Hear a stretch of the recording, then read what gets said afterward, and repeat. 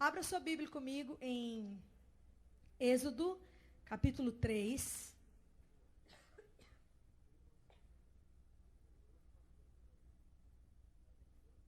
Isso. Pastor Heber está lembrando aqui que hoje, na nossa família, nós já somos 12 pastores. Entre a família, né, do Heber e a minha família. São 12 pastores. Então, por falta de pastor, de oração, e de unção, e de profecia, já tem a primeira geração de 12 de pastor na família. Agora Deus vai completar os 144, os 1728, os 20.736, amém? Êxodo capítulo 3.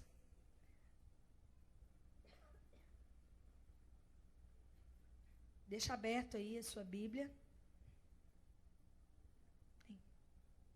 Êxodo capítulo 3.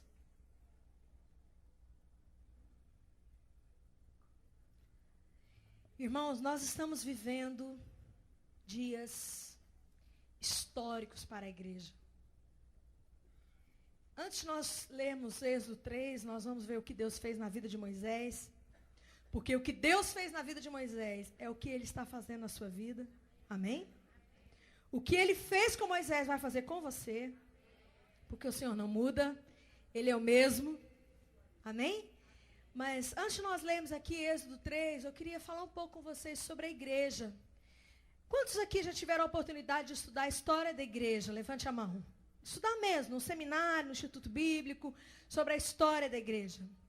A maioria não teve. Então eu quero falar um pouquinho sobre o que o Espírito Santo está fazendo. O que o Espírito Santo tem feito na igreja. A igreja está passando por um processo de restauração do Espírito. Quantos sabem disso? Diga amém. Amém. Pergunta ao seu irmão, você sabia que o Espírito está restaurando a igreja? Eu creio que isso, todos aqui sabem disso, né? Então, quando você lê o livro de Atos, você percebe que Atos, ele não tem fim. Quando você lê até o último capítulo de Atos, você já percebeu que, abre a sua Bíblia e segura em Êxodo, e abra a sua Bíblia no último capítulo do livro de Atos. Perceba comigo isso aí.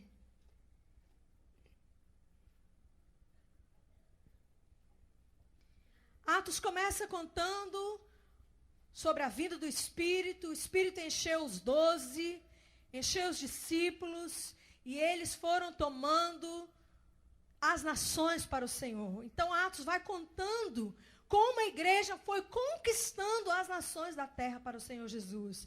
E Atos termina assim, no capítulo 28, verso 30.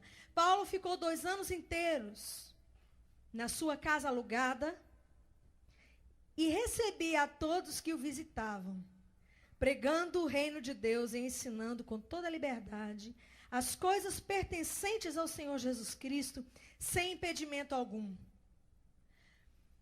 Você percebe aqui que aqui estava falando sobre um período da vida de Paulo, né? Paulo foi para Roma e ali ele alugou uma casa. Sabe por que ele alugava a casa, né? Acho que ele pensava assim, não vou nem comprar não, porque dá uma canseira comprar, depois dá uma canseira vender. Acho que eu vou alugar mesmo. Vou ficar, eu acho que era mais ou menos isso. Que a gente pensa assim, eu vou construir uma casa, mas vou construir, daqui a pouco tem que vender, daqui a pouco tem que mudar. Porque esse é o projeto de Deus para a igreja, amém? Diga, a igreja tem o dever de conquistar nações. Pergunte ao seu irmão, você está pronto para ir? A igreja, irmãos, ela recebeu uma palavra do Senhor. Ide.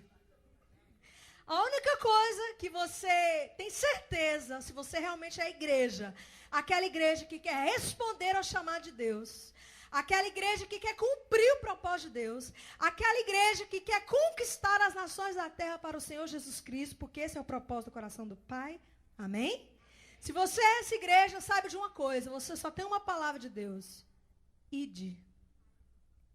ide. E quando você lê Atos, você percebe que a igreja era uma igreja que entendia esse ide.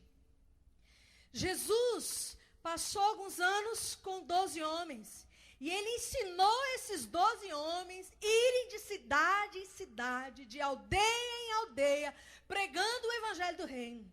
Foi a única coisa que Jesus ensinou para os 12. O instituto bíblico de Jesus era muito simples. Jesus levantava de madrugada, orava, pegava os 12 e dizia, ontem nós fomos para Galiléia, né? Hoje nós vamos para Samaria. Levava os 12 e o dia inteirinho na rua, o dia todo na rua, nos templos, nas casas, pregando o evangelho do reino, expulsando demônio, curando enfermo, ressuscitando mortos. Diga para o teu irmão, isso é igreja. E isso é formar 12. Amém? Então, irmãos, Jesus ensinou os 12 a formarem uma igreja com uma visão de conquista. Só que quando você estuda a história da igreja, você percebe que a igreja foi perdendo muitas coisas. A igreja foi perdendo a santidade, a igreja foi perdendo a unção do Espírito, a igreja foi perdendo os dons do Espírito, a igreja foi perdendo a visão. A igreja foi perdendo o rumo. Mas lá, quem já estudou sabe que um homem chamado Martinho Lutero, Deus levantou ele. E a partir de Martinho Lutero, Deus começou uma restauração na igreja. Aquela igreja naquela época nem cria mais que a salvação era pela fé. Mas a salvação tinha que ser comprada. Tinha lote no céu para vender. Quem sabia disso? Naquela época era assim. Se vendia lotes no céu. Se vendia perdão de pecados. A igreja entrou numa era negra, onde ela perdeu completamente a visão do evangelho, do reino de Deus. Só que de Martinho Lutero para cá, irmãos, o Espírito Santo de Deus está transformando a igreja.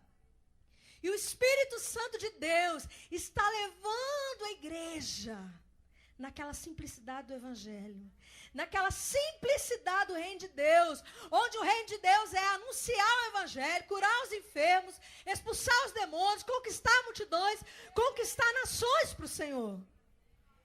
Porque a igreja perdeu isso. A igreja perdeu o Espírito, a igreja perdeu a palavra. Houve um tempo que a Bíblia era para alguns. Muitos poucos poderiam ler a Bíblia. O povo não podia ler a Bíblia. O povo não podia conhecer a Deus. O povo não podia ouvir a Deus. Então a igreja foi perdendo. Mas de um tempo para cá, desde Martinho Lutero, a igreja está sendo restaurada, restaurada, restaurada, restaurada, restaurada. Veio a palavra, primeiramente veio a fé, né, com Martinho Lutero. A igreja recebeu o conhecimento de que a salvação é pela fé, veio os dons, veio os moveres do Espírito Santo, e Deus foi restaurando, e Deus foi restaurando, e Deus ainda está restaurando. E nesses últimos dias, o Espírito Santo está restaurando algo maravilhoso. O Espírito está restaurando algo chamado igreja. Porque a igreja, irmãos, é chamados para fora. Igreja, irmãos, é um povo comissionado para conquistar as nações da terra. Igreja não é um povo chamado para ficar entre quatro paredes, cantando lindos cânticos apenas, indo embora para casa e dizendo, Jesus, quando o Senhor vai voltar? Senhor, quando eu vou? Não. Igreja, a igreja que o Senhor está preparando é aquela que entende que só está aqui na terra para conquistar a terra. Porque esse é o propósito inicial de Deus, irmãos. Deus não muda de ideia, Deus não muda de plano. O plano de Deus, desde o primeiro capítulo da Bíblia até o último, é um só. Deus quer implantar o reino de Deus na terra, o reino dele na terra. E Deus conta com você. E a igreja foi aquela escolhida para conquistar as nações da terra. E esse é o plano de Deus. E nos últimos dias, irmãos, o o Espírito Santo está mudando o coração da igreja. Primeiramente, eu creio que houve um mover muito forte do Espírito Santo na igreja, levando a igreja para o monte. Amém? Veio os avivamentos, os dons do Espírito, os moveres do Espírito, levando a igreja para o conhecimento do Senhor, levando a igreja para o monte.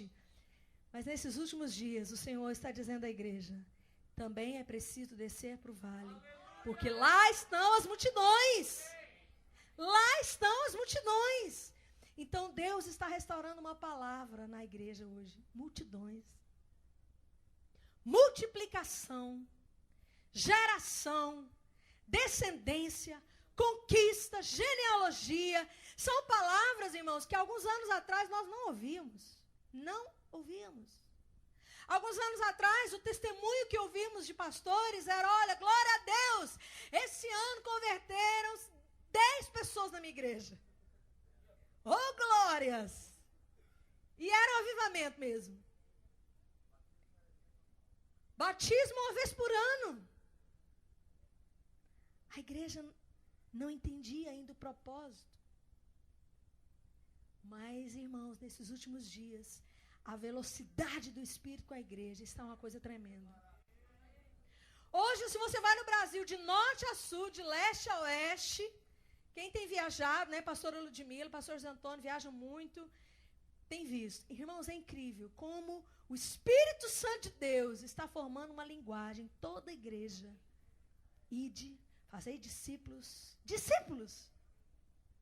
Essa é uma palavra tremenda que o Espírito Santo está trazendo para a igreja.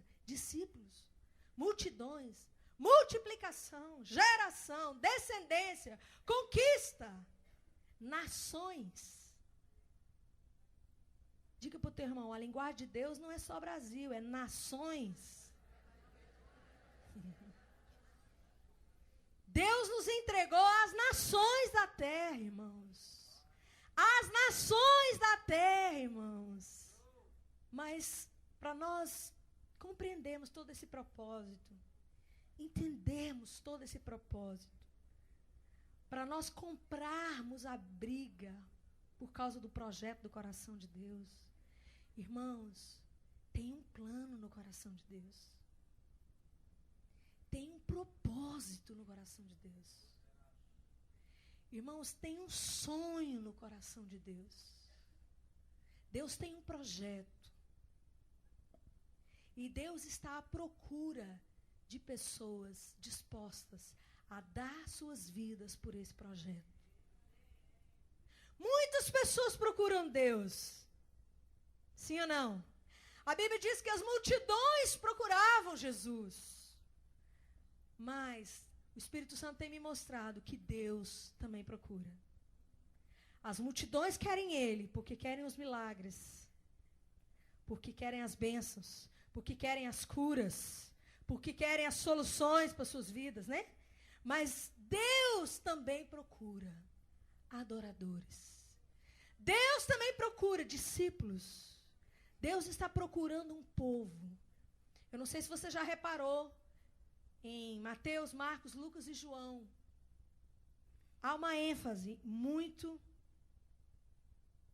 Grandes multidões seguiam Jesus, mas em Atos é o livro da igreja. Ainda que ali agregavam-se grandes multidões, e isso é propósito de Deus. Mas em Atos fala de discípulos. Atos é o livro da igreja. Atos é o livro onde o propósito de Deus para a igreja fica ali de maneira assim, bem clara. Onde o propósito de Deus está claro. Então ali você vê que a igreja era chamada de comunidade de discípulos. Deus procura discípulos. Diga para o teu irmão, multidões procuram Deus. Mas Deus procura discípulos. A palavra discípulo significa seguidor, né? Aquele que segue. Deus está procurando pessoas que vão seguir o seu plano, que vão seguir o seu projeto, que vão dar suas vidas pelo plano que está no coração dele. E Deus está formando esses discípulos. Na verdade, irmãos, nesses últimos dias, Deus está formando uma igreja de discípulos. Deus está levantando uma igreja responsável. Deus está levantando uma igreja, irmãos, responsável com Deus. Não aquela igreja que vem ao culto, recebe a bênção, recebe a cura e vai embora para casa. Mas uma igreja que diz: Senhor, eis-me aqui. Eis-me aqui, envia-me a mim. Essa é uma igreja de discípulos. Essa é a linguagem da igreja de discípulos. É uma igreja responsável e compromissada com o plano, com o projeto, com o coração de Deus. O adorador é aquele que é responsável por aquilo que está no coração de Deus. Eu vou repetir: o adorador é aquele que tem um compromisso com aquilo que está no coração de Deus. Amém? Volta para Êxodo, capítulo 3. Êxodo, capítulo 3. Um dia eu estava meditando na palavra, o Espírito Santo me mostrou o que é que o Senhor fez na vida de Moisés. E eu me identifico muito com essa história, assim, na minha própria vida. Na verdade, o que aconteceu aqui no capítulo 3, eu pude vivenciar mesmo na minha própria vida. E eu sei que esse é o processo do Espírito Santo na vida dos servos do Senhor. Quantos aqui querem passar para a classe de servos do Senhor? Diga amém. Então, todo servo passa por esse processo. Diga para o teu irmão: todo servo passa por esse processo. E eu quero falar nessa noite, o que eu disse antes foi só assim uma pincelada, mas eu quero falar sobre esse processo aqui. Há um processo que Deus quer que você passe. Há um processo que Deus te leva para que depois Ele te use. Deus te prepara em um processo para que Ele te use. E eu quero falar nessa noite sobre esse processo. Êxodo capítulo 3, verso 1. Antes, vamos ler o capítulo 2, verso 15. Ouvindo, pois, Faraó esse caso, procurou matar a Moisés, mas Moisés fugiu da presença de Faraó e foi habitar na terra de Midian, onde assentou junto a um poço. Primeiro aqui, então, Moisés sai do Egito, amém? Capítulo 3, verso 1. Apacentava Moisés o rebanho de Jetro, seu sogro, sacerdote de Midian, e levou o rebanho para trás do deserto e chegou a Horebe, o monte de Deus. Apareceu-lhe o anjo do Senhor numa chama de fogo, do meio de uma sarça. Moisés olhou e viu que a sarça ardia no fogo, mas a sarça não se consumia. Então disse consigo mesmo: agora me virarei para lá e verei essa estranha visão, e por que a sarça não se queima. Vendo o Senhor que se virara para ver, bradou Deus a ele do meio da sarça: Moisés, Moisés, respondeu ele: eis-me aqui. Continuou Deus: não te chegues para cá, tira as sandálias dos pés, pois o lugar em que estás é terra santa. Disse mais: eu sou o Deus de teu pai, o Deus de Abraão, o Deus de Isaque, o Deus de Jacó. Moisés escondeu o rosto porque temeu olhar para Deus. Então disse o Senhor: de fato tenho visto a aflição do meu povo que está no Egito, e tenho ouvido o seu clamor por causa dos seus opressores, e conheço os seus sofrimentos. Por isso desci para livrá-lo das mãos dos egípcios, e para fazê-lo subir daquela terra para uma terra boa e espaçosa, para uma terra que mana leite e mel, o lugar do cananeu, do eteu, do amorreu, do ferezeu, do eveu e do jebuseu. Presta atenção nesses eus aí, tá? E agora o clamor dos filhos de Israel chegou a mim, e também tenho visto a opressão com que os egípcios os oprimem. Vem agora e eu te enviarei a Faraó, para que tires do Egito meu povo, os filhos de Israel. Então Moisés disse a Deus: quem sou eu, para que vá a Faraó e tire do Egito os filhos de Israel? Respondeu-lhe Deus: certamente eu serei contigo, e isso te será por sinal de que eu te enviei. Quando houveres tirado do Egito o meu povo, servireis a Deus nesse monte. Aleluia. Aqui, nesse texto, o Espírito Santo me mostrou todo o processo que ele quer me levar, quer levar você, quer levar a igreja. A primeira coisa que aconteceu com Moisés, irmãos, foi que ele saiu do Egito. Pergunte ao seu irmão, você já saiu do Egito?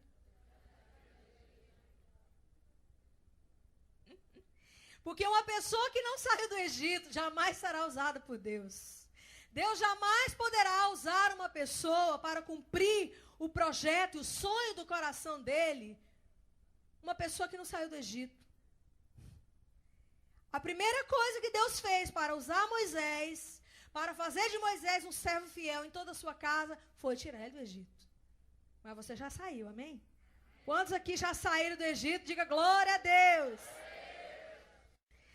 No capítulo 3, verso 1, diz que Moisés, pastoreando o rebanho, chegou a Horebe, o monte de Deus. Diga Horebe, o monte de Deus. Eu pergunto aos irmãos, em que lugar Deus habita? Quem sabe? Deus habita no Monte Santo. O Senhor habita num alto monte. Amém? E aqui diz que Moisés chegou a Horebe, o monte de Deus. Isso fala, irmãos, de um lugar na presença de Deus.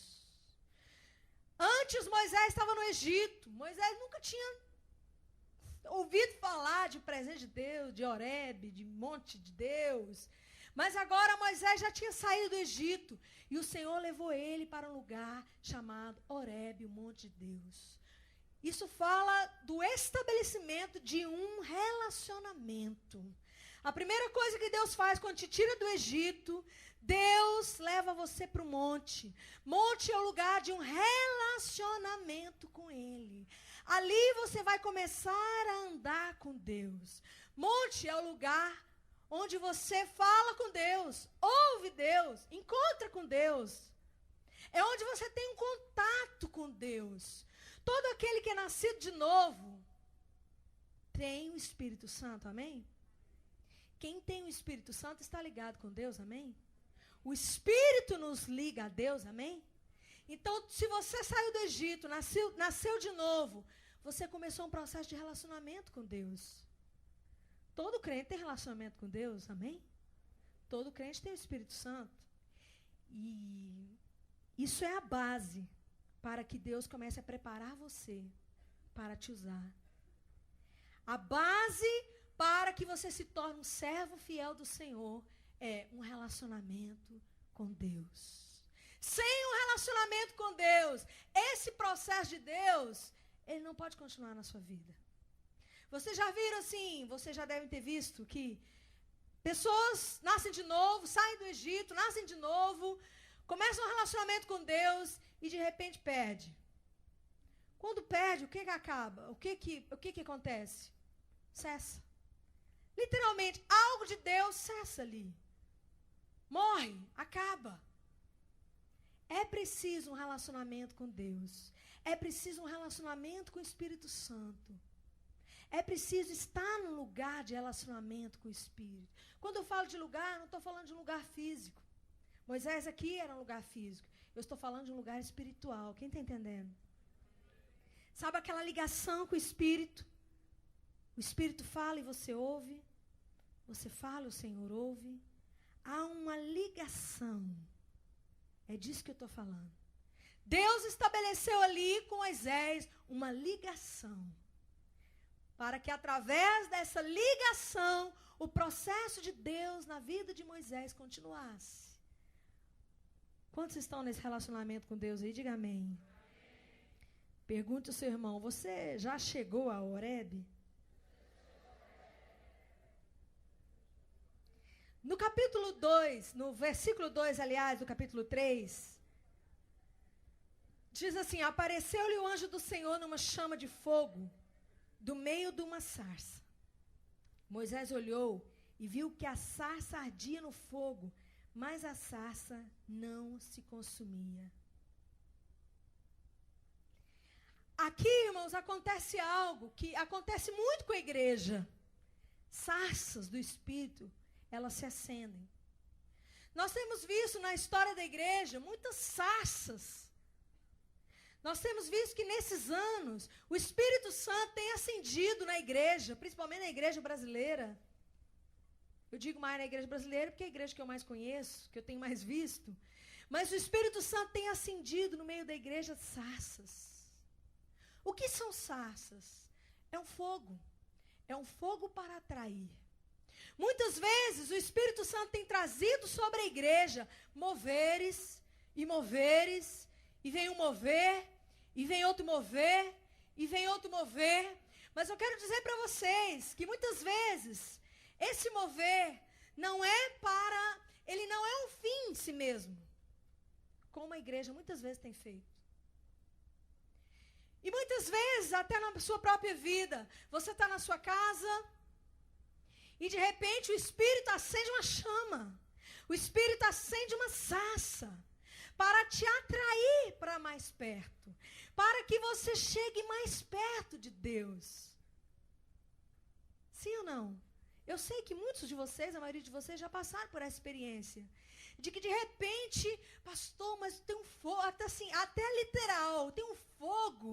Mas que eu estou sentindo um fogo, e eu quero ficar aqui, e eu quero chegar mais perto. Olha, pastor José Antônio, eu estou sentindo assim um fogo. Sabe, eu quero gastar mais tempo com Deus. Eu quero chegar mais perto, eu quero estreitar mais o meu relacionamento com Deus. Eu quero gastar mais tempo com Deus, lá no meu quarto, lá na minha tenda pessoal. Tem um fogo, assim, tem algo me atraindo. Quantos já passaram por essa experiência? São as sarças de Deus. E quantas vezes o Espírito Santo, ele traz essa sarça no meio da igreja? Mas, infelizmente, muitas vezes, a igreja não entende as sarças de Deus. A igreja acha que a sarça é um fim. A sarça não é um fim. Os sinais de Deus. A sarça era um sinal de Deus. Sabe aquele negócio assim, sabe aquele mover? Sabe aquele... É algo para chamar a atenção. São sinais aparentes de Deus que você pode ver, que você pode palpar. Mas, infelizmente, muitas vezes a igreja tem se detido nessas sarças. A igreja diz assim, isso é tremendo, e eu quero ficar aqui com essa sarça. Eu achei tão linda, e eu achei esse fogo tão lindo, e eu achei esse mover tão maravilhoso, e eu não quero sair daqui mais, mas é de jeito nenhum, eu quero ficar aqui. Deus te atrai. Mas tem mais. Diga para o teu irmão, depois da sarça tem mais. A sarça é um atrativo. Atrativo para onde? Para mais fundo em Deus.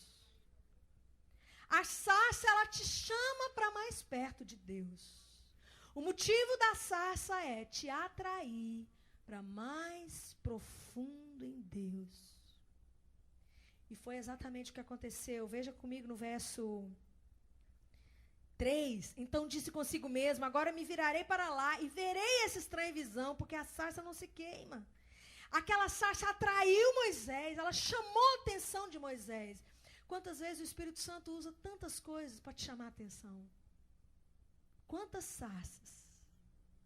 Diga para o teu irmão, muitas sarças ele já acendeu para te chamar para mais perto. Sim ou não? Pergunte ao seu irmão, e você foi? Vá. Diga para o teu irmão, vá. Porque tem alguém lá melhor que a sarça. Amém? Verso 4. Vendo o Senhor que se virara para ver, bradou Deus a ele do meio da sarça. Moisés, Moisés. Respondeu ele, eis-me aqui. O que Moisés disse? Estou aqui. A partir daquele momento, Moisés percebeu o seguinte, espera aí, eu tenho que ficar aqui. Moisés tomou a decisão, eu vou ficar aqui.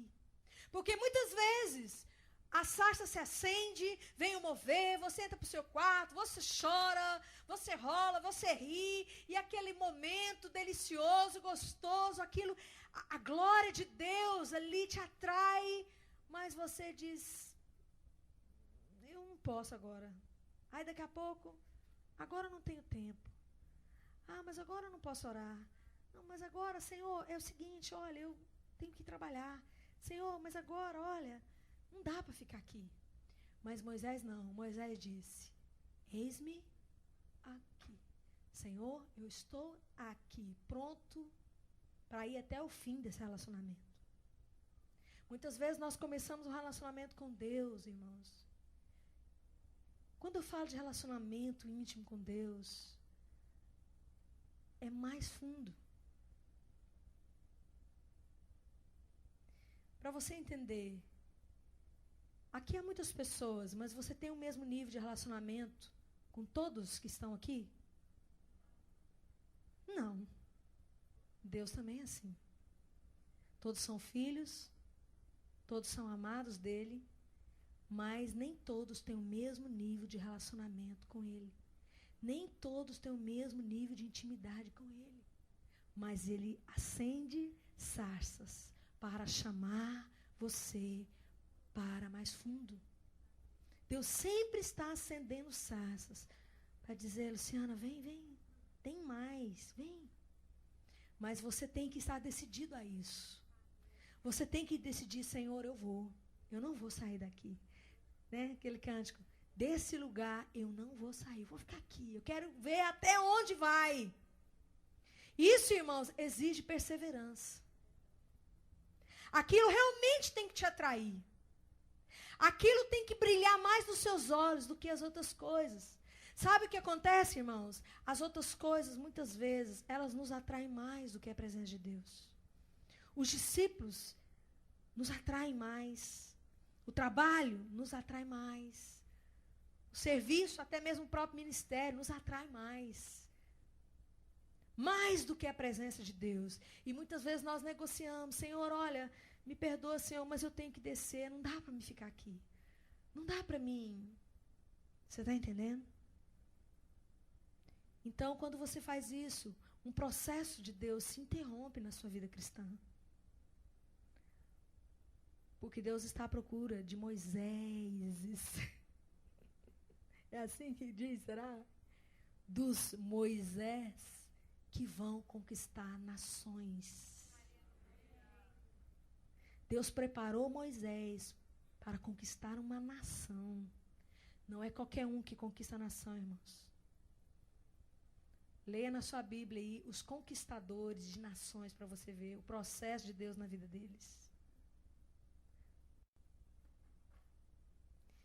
Mas Moisés disse, eis-me aqui, eu vou ficar aqui. Quando você decide ficar nesse lugar em Deus, quando você decide ficar nesse relacionamento com Deus, hora após hora, com a palavra, ali no teu quarto, com adoração, né? Como diz a pastora Ludmila, eu ouço a tua voz me chamar. Sabe aquela voz? Eu ouço a sua voz chamar. Eu vou, eu vou, eu vou. Então tem que haver, eu vou, Senhor, eu estou aqui. Eu já estou aqui, Senhor. São pessoas assim que Deus usa. E são pessoas assim que Deus levanta para conquistar nações. Amém? Veja o verso 5. Do verso 4 para o verso 5, Moisés se aprofunda e é chamado por Deus a um nível mais profundo ainda nele. Veja o verso 5. Continuou Deus, não te chegues para cá. Tira as sandálias dos pés, pois o lugar em que estás é terra santa. De repente Moisés então diz, Senhor, eu estou aqui, e aqui nesse lugar de intimidade com o Senhor, de relacionamento com o Senhor, está gostoso demais, o Senhor me atrai, é bom demais, eu vou ficar aqui. Então quando Moisés permanece ali, ele ouve mais uma coisa de Deus. Ele ouve, tira as sandálias dos teus pés, porque esse lugar aqui é santo. Você jamais vai permanecer numa vida de intimidade com Deus. Você jamais vai ser íntimo de Deus se tem sandálias nos teus pés. Tirar as sandálias fala de santidade. A palavra do Senhor diz que sem santidade ninguém verá o Senhor. Repita esse texto comigo. Sem santidade ninguém verá o Senhor. Então, irmãos, a proposta de Deus para Moisés foi a seguinte: quando Moisés chegou a um nível de relacionamento com Deus, quando ele deu mais um passo, então Deus diz: espera aí, antes que você dê o próximo passo, você tem que fazer algo. Você tem que fazer comigo um pacto de santidade. Os servos do Senhor, aqueles que Deus pode contar, são os servos aliançados com Deus em santidade. Muitas pessoas querem Deus.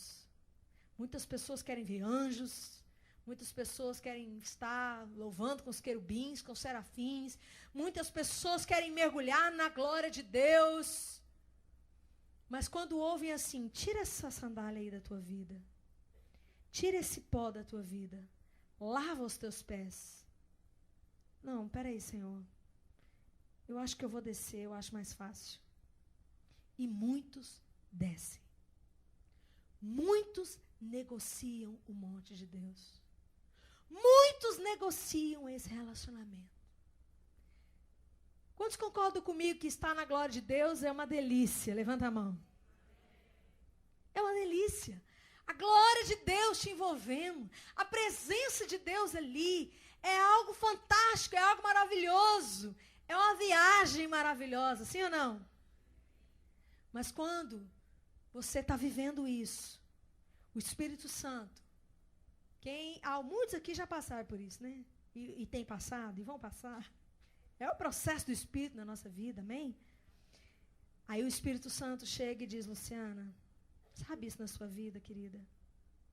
Tira isso da tua vida. Ali você está, como diz Ezequiel, no vale da decisão. A vida cristã é decisão. Então ali você vai ter que pensar: eu fico aqui ou eu desço? Ou você diz como o povo de Israel disse para Deus. A Bíblia diz que Deus queria falar com o povo. Deus queria ministrar ao povo. Mas quando o povo viu aquela glória, e o povo teve medo, e o povo disse assim: Moisés, é o seguinte, você fala. E o que ele falar com você, você fala para a gente. Muitos crentes hoje têm decidido viver uma vida assim. Pastor Zé Antônio, pastora Ludmila, fica lá de madrugada, pastor Ludmila, pastor Zé Antônio. Ouve Deus. E domingo eu sento aqui e você me fala o que ele te falou. Sim ou não, irmãos? Uma grande parte da igreja tem sido assim. Porque para ficar nesse monte tem um preço.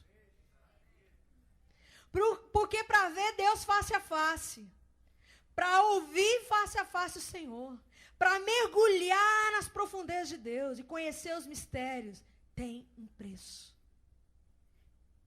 Preço de santidade, preço de ser santo. E quantos concordam que esse preço é alto? E é alto, irmãos. É alto. E Deus fala: olha, sabe essa língua? Sabe essa rebeldia? Tem que sair. Sabe essa preguiça, essa indisciplina? Tem que sair. E Deus então vai tratando, Deus vai arrancando as suas sandálias. E se você realmente tem um compromisso com aquele Deus que você está adorando ali, você vai provar naquela hora. É nesse momento que nós provamos a responsabilidade, o nível de compromisso que nós temos com Deus. Sim ou não? De você realmente decidir: eu vou tirar as sandálias dos meus pés e eu vou santificar minha vida, eu vou santificar minha casa, eu vou santificar meu casamento, eu vou santificar na minha empresa, nas minhas finanças, no meu trabalho, com o meu salário, eu vou ser santo com meus discípulos, eu vou ser santo, porque eu não quero descer desse monte. Agora, esse monte, esse relacionamento tem que valer para você mais do que as outras coisas. Aí eu sempre digo, os lugares de honra lá no céu, irmãos, eles são para aqueles que provaram amar o Senhor acima de todas as coisas. Todos os dias, irmãos, nós somos provados. Todos os dias nós passamos por uma prova. Sim ou não? De uma forma ou de outra, cada uma aqui, no seu estilo de vida, na sua vida, no seu dia a dia, você passa por provas, onde você tem que optar. Você tem que optar a ficar nesse monte, a deixar o pecado ou não. É uma decisão. Mas Moisés, que foi aprovado por Deus e foi fiel em toda a sua casa, amigo de Deus, aquele que realizou o projeto, o sonho do coração de Deus, ele tirou. Pergunte ao seu irmão, você vai tirar? Amém? Acompanhe comigo na sua Bíblia, no verso 6. Então, depois desse processo de santificação, de tirar as sandálias, que Moisés passou com Deus ali naquele monte, algo acontece. Mais um passo. Né? Moisés foi dando passos. E a vida cristã é assim, é passo a passo. É prova por prova. Na vida cristã é igual na vida natural. Ninguém vai da primeira série ao terceiro ano do segundo grau, vai? Na vida cristã também não. Faz uma prova, depois mais uma, e mais uma lição, mais uma prova, mais uma lição, e mais uma prova, e você vai dando passos. É como uma escada, né? Que você vai subindo no seu relacionamento com Deus, na sua vida com Deus. Só que você não dá o terceiro passo sem antes ter dado o segundo. Muitos querem já dar o quarto passo sem ter dado o terceiro. Deus vai falar com você passo a passo. O que você tem que fazer dia a dia. O que você tem que abrir mão dia a dia. Verso 6. Disse mais, eu sou o Deus de teu pai, o Deus de Abraão, o Deus de Isaque e o Deus de Jacó. Moisés escondeu o rosto porque temeu olhar para Deus. Presta atenção aqui. Quando ele subiu o monte, o que ele viu? Quando ele subiu o monte, o que ele viu primeiramente? Mas aqui no verso 6, ele estava vendo o quê? Deus. Aqui diz que ele temeu olhar para Deus. Ali, irmãos, no verso 6, Moisés já estava no outro nível de intimidade com Deus. Ele já estava naquele nível de ver a Deus face a face. Ele já estava naquele nível de conversar com Deus. Porque aqui diz que ele temeu olhar para Deus. Deus estava ali. No começo era uma sarça. No começo era um mover. Era um fogo. Mas depois, já era Deus face a face. E aqui diz assim, que Deus disse assim, eu sou Deus de teu pai, o Deus de Abraão, o Deus de Isaque, o Deus de Jacó. Presta atenção no que Deus falou para Moisés. Aqui Deus começou, irmãos, a se revelar para Moisés. Ninguém vai conquistar uma nação sem conhecer a Deus. Aqui Deus começou a se mostrar para Moisés. Deus começou a mostrar para Moisés, vem cá Moisés agora. Eu quero mostrar para você quem sou eu. Então ali, Moisés começou um processo de conhecer a Deus. Quando você persevera numa vida com Deus, quando você persevera numa vida de adoração, quando você persevera no monte de Deus, você começa a conhecer a Deus. Você já conversou com pessoas que conhecem a Deus? Você já viu tanto que é diferente? Você já ouviu a diferença entre você conversar com um crente que ouve muito a respeito de Deus e outro que vê a Deus. É muito diferente, irmãos. É muito diferente você conversar com uma pessoa que sabe tudo de Deus, de ouvir falar. Aí você vai conversar com outra pessoa que sabe de Deus, de andar com Ele. É diferente demais, irmãos. É diferente demais. Ali Deus começou a mostrar. Deus começou, Moisés, eu sou isso. Olha para mim, olha quem que eu sou. Então, quando você começa a falar de Jesus, quando você está nesse monte, você persevera nesse monte até esse lugar, nesse relacionamento com Deus até esse lugar, quando você fala de Jesus, irmãos, você fala como quem conhece. É muito diferente você ouvir alguém que fala de Jesus porque o conhece. Eu conheço. Ele é Jeová Jireh, porque eu conheço Ele nisso. Eu tenho experiência, eu vi, eu vivi. Irmãos, religião é uma teoria, mas o cristianismo é uma prática, é uma vivência. Essa é a diferença do cristianismo para a religião, irmãos. A religião é uma teoria de verdades decoradas. Mas o cristianismo não é verdade decorada, o cristianismo é verdade vivida. Se você não vive o cristianismo, ele é uma religião para você. Se você não vive Jesus, se você não o conhece, se você não experimenta, se você não experimenta o poder dele, você está na religião. Porque assim são as religiões. As religiões, tudo é decorado. Tudo é o fulano disse, o ciclano disse, o tal falou isso, e é tudo decorado. E quando chega diante de Deus, diz tudo decorado. E quando chega diante das pessoas, diz tudo decorado. Mas uma coisa, irmãos, olha, irmãos, o cristianismo não é isso. Quando Pedro curou aquele coxo lá, né? Foi o coxo? Foi, né? Foi. Do cego. Eu só sei uma coisa, eu era cego. Jesus, né? Isso. Confundi os textos. Ele só disse uma coisa, olha, eu não sei quem é ele. Eu sei que eu era cego e agora eu vejo.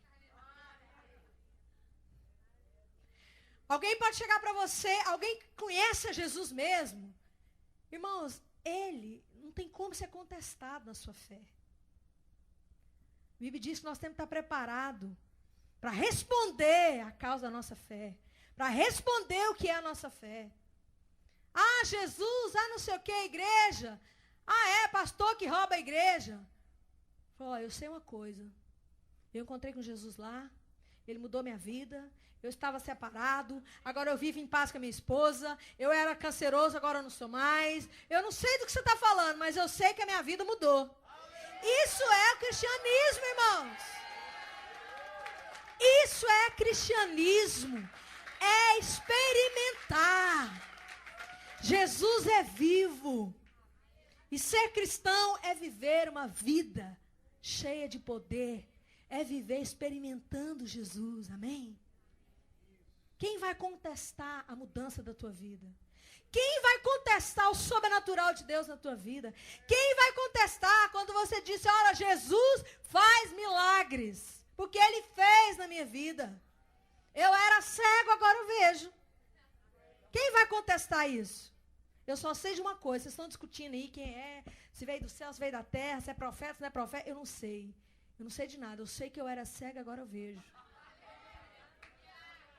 Isso, irmão, é porque ele teve uma experiência com Jesus. Ele teve uma experiência. Quando você entra num lugar em Deus, de experiências com Deus, o cristianismo deixa de ser uma religião para você e passa a ser uma vida vivida, experimentada. Porque muitos se desviam da fé, porque não tem vida com Deus, não tem relacionamento, não tem experiência. Porque depois de você ter uma experiência dessa com Deus, como é que você deixa Ele? Por que muitos crentes hoje se desviam facilmente? Porque não entraram para uma vida cristã verdadeira, entraram para uma religião. E são facilmente convencidos do contrário. Tem gente que deixa de ser crente e vai ser espírita. Sim ou não? Tem gente que deixa de ser crente e vai ser macumbeiro. Sabe por quê? Porque não comeram, não experimentaram, não tiveram uma vida com Deus, nem subiram no monte de Deus, não viram Deus, não falaram com Deus, não viveram com Ele. Porque quem viu? O que os apóstolos falaram? Como é que eu vou deixar de falar do que eu vi? Como? Eu vi. Como diz os goianos, eu vi que esses olhos que a terra há de comer. Amarrado, né? Que esses olhos que há de ser arrebatado. Ai, aqui fala essas coisas aqui, não, né? Só lá em Goiás, né? Então João dizia assim, irmãos.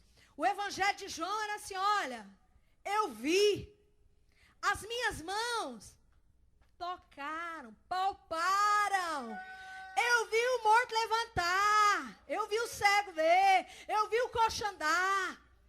Eu vi os pãezinhos, os peixinhos alimentando a multidão. Eu vi ele, eu toquei nele. Então, isso é o evangelho.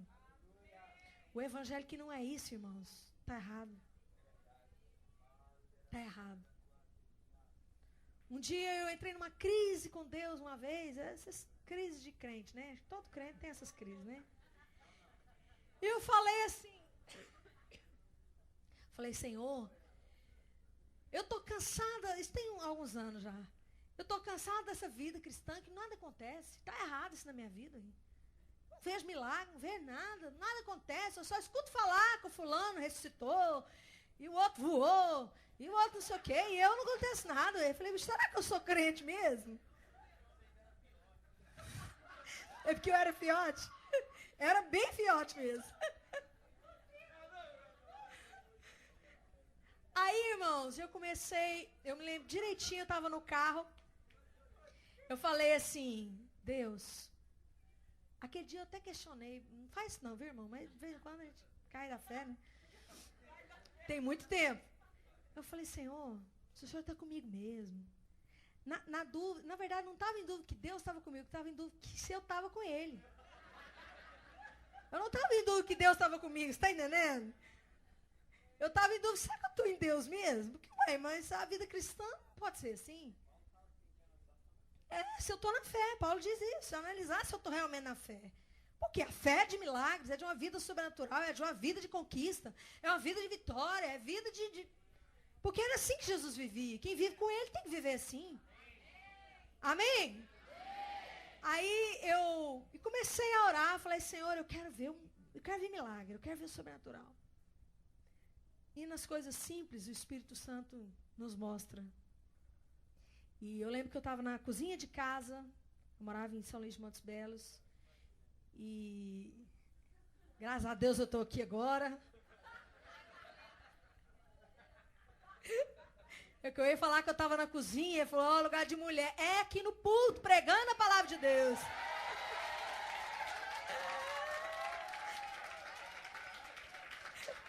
As irmãs gostaram. Mas lá na cozinha também é de Deus, gente. Lá também é bênção. Depois de fazer a comida, aí, irmãos, eu fritei uma batata. Eu tinha acabado de fritar uma batata, estava fazendo almoço. E acabei de fritar uma batata. Foi assim, naqueles dias, naquela semana. E fui na pia, estava o fogão e a pia assim do lado. Eu peguei a frigideira assim com óleo quente, tinha acabado de fritar a batata. Peguei e fui despejar assim numa vasilha, aquelas vasilhas de guardar óleo usado, sabe? Aqui não tem isso não? Carioca não gosta muito desses. Naquela época, minha irmã, eu era fiote ainda.